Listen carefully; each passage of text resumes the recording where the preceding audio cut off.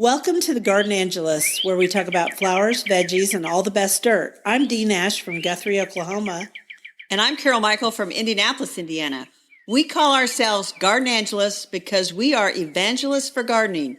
We love gardening and we want others to love it too. Yes, we do. We are also authors and invite you to check out our books, including my book, The 2030-Something Garden Guide, and No Fuss, Down and Dirty Gardening 101 for anyone who wants to grow stuff. Is that a mouthful or what? It is. And my books, including Potted and Pruned, Homegrown and Handpicked, and Seeded and Sodded, my trilogy of gardening humor. You can ask for any of our books at your favorite bookstore or find them online wherever books are sold. Speaking of online, you can also find us as The Garden Angelus on Twitter, Facebook, Instagram, and Pinterest. And we would love for you to join our Facebook group, The Garden Angelus Garden Club. And now let's move on to this week's episode. I see you have a quote for us, Carol. I do. The fragrance of flowers spreads only in the direction of the wind, but the goodness of a person spreads in all directions. Attributed to someone whose name is going to be difficult for my Indiana accent to pronounce. Chanakya? Or Chanakwa. I mean, who knows? I mean, he's from the 2nd century BCE and 3rd century CE. So he's an ancient teacher from India. And did he actually say this? We don't know. Who knows? But we thought it was a great quote. So we're using it. Right, because today we're going to talk about a scented flower that is fun to grow in the garden. And we put together the show notes, Dee, and this is danger zone. I want to warn our listeners in advance. Get out your checkbook. You might have some seeds to buy. You want to tell them what the flower is now that I've promoted it so much? Yeah, it's Nicotiana. Nicotiana sylvestris is the first one we're going to talk about. That's flowering tobacco. It's also known as white shooting stars because it grows really tall, 3 to 5 feet, and it has these, they're called pendant clusters of long-tubed, trumpet-shaped flowers. So guess what insect it attracts? Butterflies. Moths. It attracts moths because they're white. So they shine at nighttime and it attracts moths, but also butterflies too because of the long tongues. Long tongues can get down into those blossoms and actually, make more flowers and also make the insect happy. Yes. And so I'm assuming hummingbirds would hum around it. Probably so. I would suspect they would. But did you know that its fragrance really gets very, very strong toward evening, which is another hint that it's really to attract moths? Yes, I knew that. Night flowers. That's a whole nother topic, Dee. Oh, I'm sorry. Well, we'll just stick to this. So it's flowering tobacco because it's Nicotiana. And nicotine, right? And it does have nicotine in it. I used to have this friend, I don't know if it's true or not, but she used to say, her name was Mary Bogle. Hello, Mary, if you're out there. Mary used to say that she used to watch grasshoppers eat it and laugh as they died. But I don't know if that's true or if she was just being ornery. But it does have nicotine, so it is considered poisonous, and it is part of the nightshade family. Yes, nightshade, Solanaceae, which also includes our friends, the petunias, the tomatoes, the peppers, the eggplants, and the potatoes off the top of my head. That's what I Yeah, that was good. Good job. Good job. Often the flowers are trumpet shaped on Solanaceae, but not always. So I'm not going to go into all of these details, but it is related to Nicotiana tabacum, and that is smoking tobacco. Okay. And some of this information we got from the Missouri Botanical Garden, who we love. Good old Mobot. So yes. You don't want to grow tobacco unless you're wanting to roll your own cigarettes. You want to grow probably sylvestris, which is the one that has kind of a star-shaped flower. There are different colors of it, and there are also different types of Nicotiana. It comes in purples and greens and kind of a pink, and there's a rusty, I guess you could call it a rusty pink. But there's also one of my very favorites, and one of my very favorites is Nicotiana Langsdorffi. Have you ever grown it? Yes, I have, because it has lime green flowers. It has lime green flowers. It gets really tall, and it also has a very narrow bell-shaped flower with a little bell at the end. And it's native to Brazil. It's very hard to find the seeds, though. You can try Chilterns in the UK, but Floret Flowers also has it. People grow it as a filler in cut flower arrangements, which we thought was kind of funny because what other aspect is there to this plant? It's sticky. It is sticky. When you cut it, it is really sticky.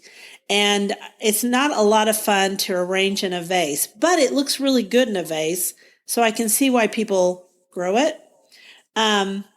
Also, if you want to learn more about it, Louis the Plant Geek, who's somebody we know, he grows this flower too, the Langsdorffii, and he wrote a long and beautiful blog post about it that I thought was very interesting.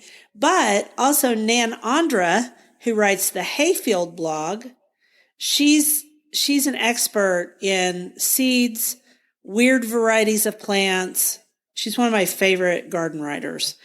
She wrote an entire post on Nicotianas she's loved, and she has a cross that she made sort of accidentally, but not exactly, because she grew Nicotiana Langsdorffii next to Nicotiana alata lime green. And so what happened is those two mixed, and when they mixed, she got something that she called a green mix. And then she put it out for a seed exchange, and other people grew it and sent it back. And now it is known as Andra's green mix. And so she selected it, and it's been refined and refined. I have grown that. I've grown Nan's green mix before, and I loved it. And she now has her own Etsy shop, which is why this starts to get dangerous, right, Carol? Yes, because I'm probably about ready to click on that Etsy shop and buy some seeds for Nicotiana. These are tiny, tiny seeds, as I recall. Very tiny seeds. They're extremely tiny, and I always started the plants indoors, except, I grew the white one outdoors, the Sylvestris, before, just direct sowed it. But then I read up some more on it, and everybody's like, don't start your plants inside. And I thought, okay, I won't. I'm just going to throw some seed out there this year. Why not?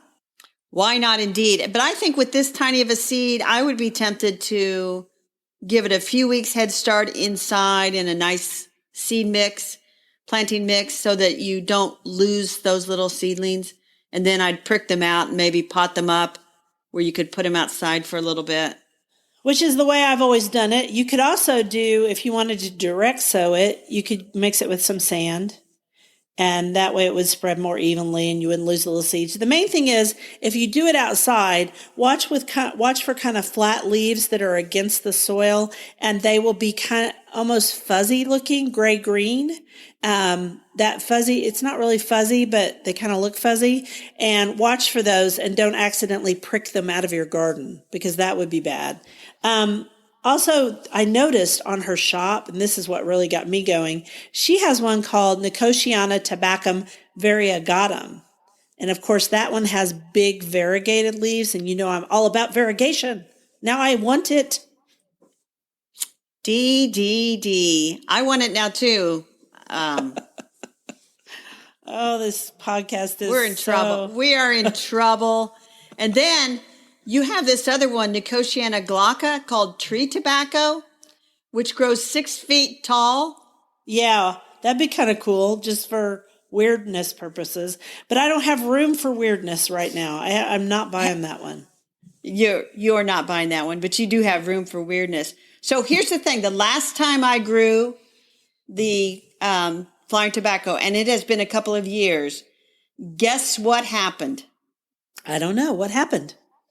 The tobacco hornworms got all over it and defoliated it. Oh, well, that does happen. So we should probably talk a little bit about tobacco hornworms versus tomato hornworms. Which is also different from other hornworms. Because there's a whole classification of worms that are, or caterpillars really, that are hornworms for various moths. And people think that they're all tobacco or tomato. And you really have to do some research on it, because you might be accidentally killing a white-lined sphinx moth's, caterpillar. And you don't want to do that, because those are beautiful. in the garden. But anyway, I digress. So the tobacco hornworm, the easiest way to tell it is it has black margins on the white stripes that go around the body and a red horn. And the tomato hornworm has green margins on its white stripe and its horn is blue. And so the way I'm going to remember this, and this is kind of gross, is tobacco hornworms have black lines like the black lungs that people get when they smoke. And well, that's gross, but I mean, it works. And then the tomato hornworm has the green. I don't know. There's nothing to remember there. Just remember the black one's the tobacco. Okay, so in other words, if you have a great big old hornworm on your flowering tobacco, it's probably a tobacco hornworm, especially if it has black lines on it, right? Right. And those, if you have a tomato hornworm, if you have a hornworm on your tomatoes that has green lines, it's probably tomato hornworm. If it's a black line tobacco hornworm, then it just came over and visited your tomatoes and thought it'd eat those too, which who knows if it would or not. I just want to clarify once again that not all hornworms are eating your tomatoes. So not all are bad. The rustic sphinx moth, which I will put a picture, I promise, on our deal today. Well, maybe I'll do the quote today, but then I'll do the other one tomorrow. The rustic sphinx moth caterpillar eats crossvine, for example. Bignonia capreolata, which is a native plant. And I don't know, is it hardy where you live? I think it may only be hardy to zone 6. It is, I'll call it marginally hardy. It would die down to its roots like a clematis or something, but you can grow it. And I did have it. It's a vigorous vine and I had it in a spot where you couldn't even really see it. So I got rid of it, but it is a lovely vine. It's a beautiful vine. It looks a little bit like trumpet vine, but it isn't trumpet vine. Trumpet vine is invasive. Crossvine is beautiful. It's called crossvine because the flower makes a cross. It doesn't, by the way, the sphinx moth, I never had those until I planted crossvine. I now have those and I see them. And actually, I hold some kind of a record. I hold a county record for my county on a bunch of moths, and all because I planted some native plants. So that's just my little, plea for more native plants in your garden. Well, Dee, we've gone from flowering tobacco and now we got to go buy seeds. And then we've talked about hornworms and gross people out with how to say them. And I find out you have a county record. Congratulations. Good job. I think I have 3 or 4 county records, and they're all moths. And I'm still waiting to see a Luna moth. That's my big goal in life. And someday I'll have a funny story about that. But most of mine are sphinx moth caterpillars. And it's because I've planted their host plant for their caterpillars. So I get sphinx moths. Thank you. It means a lot to me because that's why I garden now mostly. That and tomatoes and peppers and eggplant and flowers. Speaking of, I'm glad you narrowed down to why you garden to plants, which is why I garden. Plants. It's plain and simple. And animals, creatures. But let's talk about vegetables. We have another quote.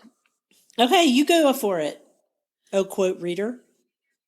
Show me your garden and I shall tell you what you are, by Alfred Austin. That's a good one. So what would Alfred say I am, since I grow everything? I think Alfred would say that you and I are insane gardeners. That's true. We knew that. We are insane because we grow it all. So let's talk about the easiest vegetables to grow.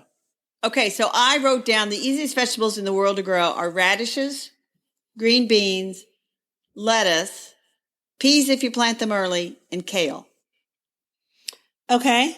Yeah, that's pretty close. I would say so. Peas, let me just clarify that I think potted peas that you don't shell are easier to grow in Oklahoma than the shelling peas. Just FYI, people. You can grow shelling peas here. It's just a little harder because we don't get enough rain. And sometimes we go from winter to summer immediately. And the potted peas do a little better. And snow peas do real well too.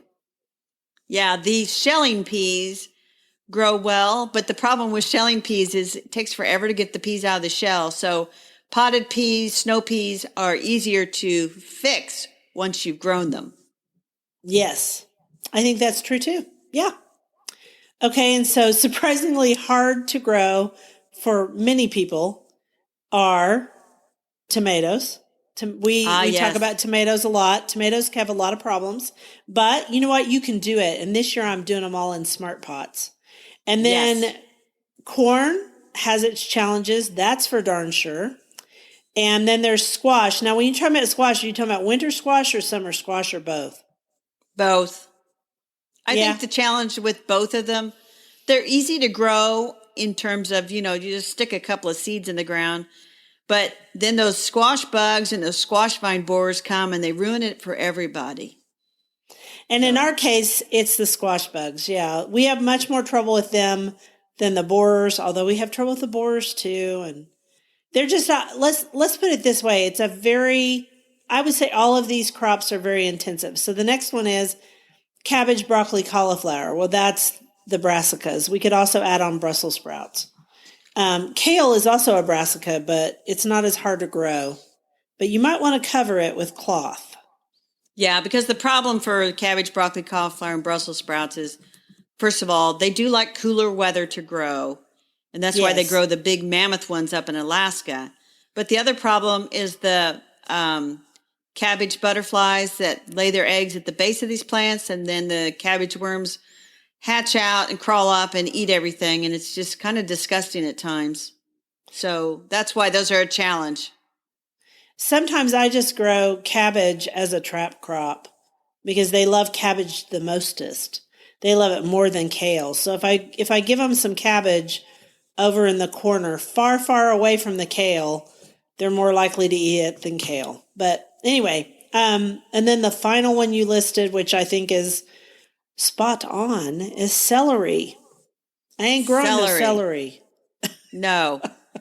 Celery is hard to grow. And if you really want the taste of celery, you can grow celery root, which is the root is what you harvest, and it just looks like a big knotted root. And then you peel it off, and then the root tastes like celery, and it's nice to add to stews and soups and stuff. But celery root is not that hard. But celery, hard. Or you can just go to the organic grocery store and buy yourself some celery. I almost always have celery in my crisper. I was going to name another one that I think is a little harder than most people think, and that's carrots. It's not that you can't do it, because I have. In fact, I grew some last year. I grew some that were purple, and they were really pretty. It takes a really long time. It takes even longer for parsnips, right? And you have to have really, really good friable soil. That's one of those terms we all use, loose soil, to get straight, good carrots. I've grown little carrots, little round Romeo. What's that one called? Is it Romeo? I don't remember. I think it's called Romeo. It's a little round carrot. I've grown it. But it takes a long time to bulk those babies up. And then sometimes you get, is it called carrot fly? Yes. I'm just pulling this one off the top of my head. Yeah, carrot fly gets down there, and then you have little tunneled maggots in your carrots. So I'm not discouraging people from growing carrots. One way to keep from getting carrot fly is don't disturb your carrots. So don't sow them too thick. And I've actually gone in, and when I thin them, I just cut off all the tops in between whatever spacing I want, because you don't want a lot of scent, because that attracts that delightful creature. Well, so I had a friend, and he had some little kids that they were having a little garden for the kids, and they sowed carrots, and then he found out how hard it is to grow carrots. So his wife went to the store and bought carrots with the tops on them, and then they snuck out there, and they stuck those in the garden, and then the next time the kids went out there, they said, "Oh, look, carrots," and they pulled them out. And so the kids thought they had grown carrots. That may be the best way. That's a good one. Yeah, I don't know. I never was quite that dishonest. I just stuck with really easy stuff like radishes and green beans with my kids, and lettuce, because those are all easy. Radishes, I think, are the easiest, especially if you do one of the not so unusual varieties. Watermelon radish is a little harder. You'd have to do more thinning. Yeah. Beets are another one that, do you think beets are easy? Well, the problem with beets is, like we talked before, that little seed that you get is actually a cluster of seeds. And so Yeah. beets have to be thin to really grow well. So they're not terribly difficult, but they're a little bit more like you don't just plant them and leave them. You've got to thin them out. And it's impossible not to thin them out because that's a seed cluster that you're planting. So if you're going to if you're going to try this year, if you're wanting to do cold crops, we suggest if you're brand new, start with peas. Those are easy. You just need some pea fencing or something to trellis them up.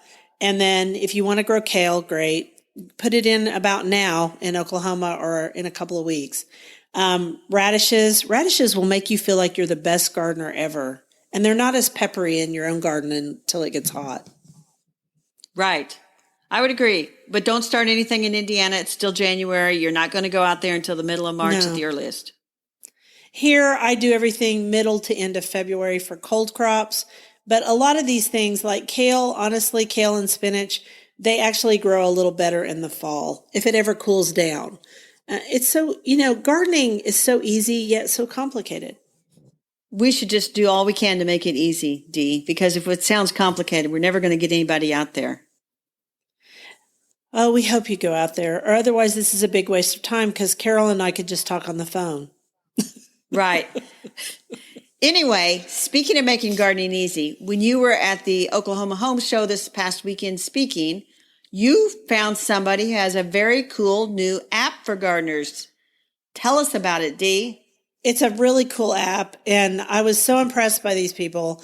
It's called the Seed to Spoon app, and it's just a great app for telling you how to grow anything you want to grow. And everything's alphabetical. It has growing guides. I opened it up a little while ago so I could tell you guys all about it. It's just super cool. It's Dale and Carrie Spoonmore, and they have a farm called Seed to Spoon. And it's their own little food farm in their backyard. And I'm not telling anything on Dale. He spoke on this app several times. He usually spoke right after me or right in front of me. And he would tell you that he is on spectrum, which he suffers from some mild autism. And he used to suffer from anxiety and depression. And food helped heal him. And his story is so good. And you can look them up on Seed to Spoon. That's where you can look them up online. But the app itself is called, I think it's also Seed to Spoon. Yeah, From Seed to Spoon. That's what it's called. And so it has growing guides by vegetables. They've teamed up with Burpee HQ, if I'm remembering this correctly. They're also going to have something else called Garden Plus. And Garden Plus, they're working on right now, and it's going to help you with all kinds of information about your own garden and how to keep track of things. And then they have a whole section on pests and beneficials in the current app. So you can look at a glance, you can look up, for example, one of our favorite insects, the ladybug lion, which is the baby ladybug. And you can see that it looks like a really scary thing, but it's a really good thing in your garden. And just everything at a glance, from grasshoppers to groundhogs and leaf-footed bugs and Mexican bean beetles. So if you have any questions, they have it all on here. They also did some videos that are on YouTube too. And bless their hearts, they videoed one of my talks for me. We'll see if I ever have the guts to put it up. And they have some articles on this app. So it's a great app. It's free. I was just really impressed by both of them. And they just wanted to know the best ways to grow foods. And it was just a great deal at the Oklahoma City Home and Garden Show. Oh, for locals too in Oklahoma, Dale is going to be doing some work at the Myriad Garden School. And so I think that's in February, like February 20th. Buy your tickets now. So really impressed. That does sound impressive. And I looked at the app, and it's really very nice because the information is good. And it's not just good for people in Oklahoma. It's good for anybody that gardens anywhere, because it asks you where you're located, and then it will tell you based on your location when to plant stuff. And it's super simple to use, super simple to use. So another great way to get your information, and we all have our phones outside with us while we're planting seeds. So you could look up, for example, how deep to plant carrots, or what time of the year should you plant carrots in Oregon, for example. It's just really, really good. I was so impressed. Yeah, it is impressive. And then the other thing that they have, which is kind of nice too, is if you wanted to get something, they have links to, you can buy stuff, and some of the links will take you to Burpee and some of them will take you to Amazon. But it's really nice. They have links to take you to buy smart pots that you talked about using. So, Yes, and he gave away smart pots during his talk. Yeah. And that's somewhat how they fund the application development, because it's not inexpensive to develop apps. So buying through their app is a great way to get the stuff that they've used that's tried and true. Right, because they've teamed up with Burpee, and I suspect they've teamed up also with Smart Pots. But I'll be honest, I didn't ask Dale about that because I was trying to get my stuff on stage as he was trying to get off stage. So we talked quite a bit, but I didn't ask him that particular question. Maybe in the future we could have him on if we ever decide to do that. Yeah, if we decide to have guests, Dale will be at the top of the list. And really nice guy. Good. We will put links to this. Again, that's the From Seed to Spoon app. I'm kind of excited about it. I think even old hats like us can scroll through there and learn quite a bit. Yeah, because none of us remember everything. We No. can't remember all of it all the time. And I forget more and more the older I get. So let's move on to our dirt. Our dirt is fun today. I would rub my hands together, but it would drive Carol nuts when she edits. Yes, don't do that. So the quote is, old wood to burn, old books to read, and old friends to trust. Are we old friends by now? I think we are. We are old friends. We've been friends for a long time, Dee. Long time. Yeah, we have. So what were we going to talk about in our dirt again?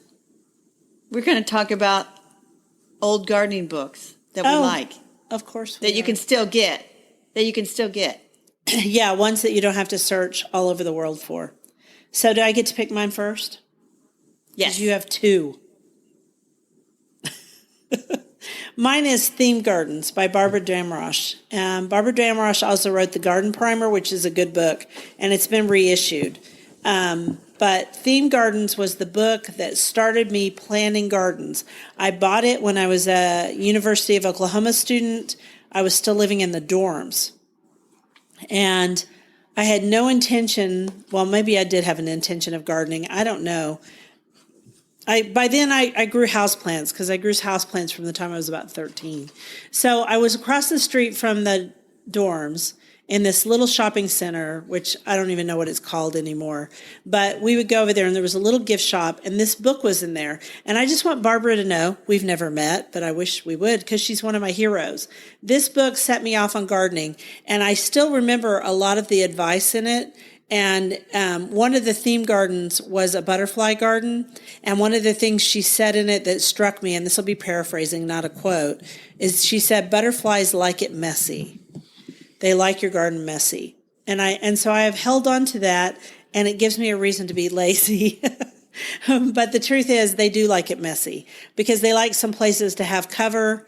They like repetition of flowers within your garden. So if you plant milkweed for monarchs, you need to plant it in several different places in your garden, not just one place. They have to keep on the move so nothing eats them like a bird. So Theme Gardens is great. I don't remember, I think there was a rose garden in it. But I don't remember what the other two gardens were. But it was a great book, and I still think about it. Yeah, I have that book, Dee, and they have a fragrance garden, a colonial garden, a butterfly garden, a moon garden, children's garden, garden of old roses, Zen garden, Shakespeare garden, gray garden, garden of love, hummingbird garden, secret garden, medieval paradise garden, grass garden, Victorian garden, and winter garden. Okay, so I thought there were only 4 or 5 in there. Apparently there were 25 instead. There you go. There are 16. 16. I also have that book. It's a good book, isn't it? Well. It's a very good book. I still go back and read it periodically, just little pieces of it, because the information is still good. Oh, I love your picks. You go next. So my picks are both books by Cassandra Dance. From 1993, there's Mrs. Green Thumbs, How I Turned a Boring Yard into a Glorious Garden and How You Can Too. And then in 1998, she wrote Mrs. Green Thumb Plows Ahead, 5 Steps to the Drop-Dead Gorgeous Garden of Your Dreams. Mm-hmm. And what I like about this woman is flat out funny. And she brought that humor to her gardening books. Mm-hmm. But she started out life, I think, was going to be a comedic actress, was in Second City. And then she always loved gardening, and she got into gardening. She took classes at the New York Botanical Garden, and she helped others garden. She was on the Regis and Kelly show for a while, occasionally, and other morning shows. Yes. And she had a one-woman stage show that was based on the Mrs. Green Thumbs character, which I guess did really well. And here's the ironic part. And I was reading a little, and I thought, I pulled these out. I'm going to start reading them again, and I did. But in the first book, she wrote that her idol was Gertrude Jekyll. Gertrude Jekyll? In England. Uh-huh. And she just loved how she gardened in all her books and just sucked them up like a sponge. And she said, and this is the ironic part, Gertrude lived to be 89, and she said in her first book that if you want to live a long time, be a gardener. And unfortunately for Sandra, she died much, much, much too young at 55 in 2002 from breast cancer. But all of us old gardeners remember the Cassandra Dance books, Mrs. Green Thumbs, and whenever you mention it to somebody, like, oh, I love those books. Yeah, I have a post on her. I mentioned her in a post and that she was one of my gardening mentors. She didn't know, but she was. Because one of the things I loved about her was she talked about how she was a laissez-faire composter, and that's the same kind of composter I am. She didn't work at it too hard. And there's a whole, it was either in, was it a Country Gardening that she wrote, or was it in Country Living that she wrote a column? I can't remember. But anyway, her column, there was a whole column devoted to compost that was just funnier than funny. And I was very sad when she passed away, but I can still enjoy her humor. And I think it's interesting that you picked her because all of your garden talks are about humor too, because you're funny. Yeah, thanks. But I was never in Second City or anything. I could never be as funny as Cassandra Dance. She was one of the great ones. She's very much missed. But fortunately, she does have the books. And I ran out of time before our episode. I was going to go out to YouTube and see if I could find any videos of her. I bet you can do that when you do our notes. I'll do that. So we are about out of time today, but we were going to talk about our goals. You had a goal in life that you talked about earlier. I did. To see a Luna moth. Luna moths, when they change over from caterpillar to moth, they have no mouth parts. Did you know that? I did not know that. From the moment that they turn into a moth, a big, huge, beautiful green moth, they don't eat again. Really? Nope. They don't, I mean, really, yes, they don't eat again. So I really want to see a Luna moth, and one of my deals to get to do that, they are in Oklahoma and are, I hear, fairly common, but I've never seen one. So I am going to plant some native something that is the host plant for the Luna moth. Obviously the caterpillar, because the adult can't even eat nectar. Sometimes I think I shouldn't have a mouth and then I'd stop eating. But anyway. Yeah, okay. So what's your goal? My goal is to someday walk out to my garden and not see a single weed. You know how I'm going to do this? Well, no, but I hope you tell me. So I'm going to reclassify all the weeds in my garden as wildflowers or happy unplanned additions or necessary, according to Barbara Damrosch, maybe, to achieve the messy garden that butterflies love. So I'm going to embrace them.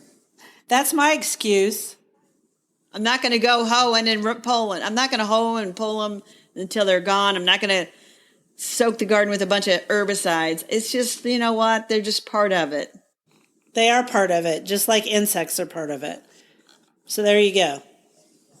Right. And so if you find a garden that has no weeds, You either have found a garden that has been poisoned to within an inch of its life, or a garden that employs a whole team of gardeners to keep it that way. But my garden's never going to be like that. Mine either, because the team is Dee and one other lady who comes out every other week. Very good.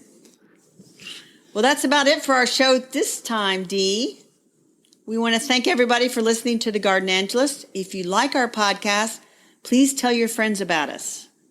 And if you listen on Apple Podcasts, we'd love a review, a 5-star review. That helps us get noticed by others and moves us up according to Apple's algorithm. The whole world runs on algorithms now. Yes, and be sure and check out our show notes for links for more information about today's topics, plus links to our own websites. It was lovely chatting with all of you over the Garden Gate today. Bye until next week. Bye.